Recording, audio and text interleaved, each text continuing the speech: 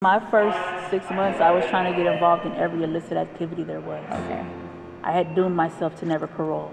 And I'm part of the generation that we weren't paroling. I saw the first lady parole in this prison in 2001, and almost the whole prison was either at the work change, following through the gates, walking through the yard trying to see her. We were the forgotten ones. And there was no advocates. There was nobody to know about the 3-year-old girl whose mom had been murdered. There was nobody to talk to the 4-year-old girl who had been molested in the foster home.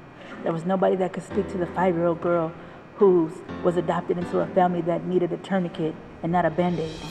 Nobody to speak to the 15-year-old girl whose dad put her out the house. Then the 17-year-old girl whose brother died in a car crash, to the 19-year-old who was sitting in prison, going to prison, and they were just like, oh, fucking get rid of her. But what about this little girl that nobody had serviced ever? Nobody thought about her. And I didn't even know she mattered because nobody had ever made her matter. I never knew I was a victim until I was 35 years old. I was a victim of a murder, of my mom being murdered. I never knew that. So my first 6 months, I was like, ball out. We're gonna do what? We're gonna get drunk. We're gonna go get the dope in. We're gonna get the money. How we gonna do it? And that was what I came to do because I thought I was never paroling. And then now skip to now, when I look back on that person, I needed to spend a good 15 years here because I was a criminal.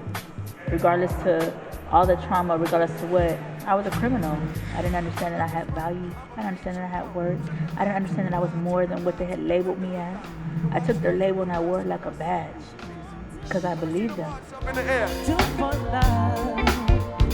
You tried everything, but you can't give up. Yeah, we do it for the love. Come on, everybody, let's do it for the love, ladies. Come on. We do it for the love, come on. Everybody, let's do it for the love. But God saw this. He didn't see what the DA saw. He knew that I would be here 20 years later telling them that it's okay. We see you. You're not gonna die in here. We love you. We know that they're not treating you right. We're fighting for you. We want you to have toilet paper and funds.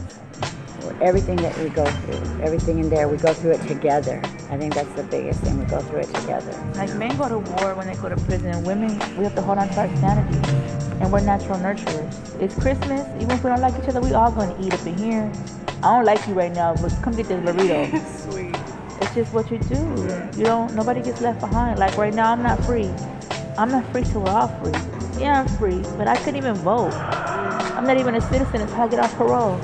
I've had to pay about $20,000 in taxes, but I can't vote.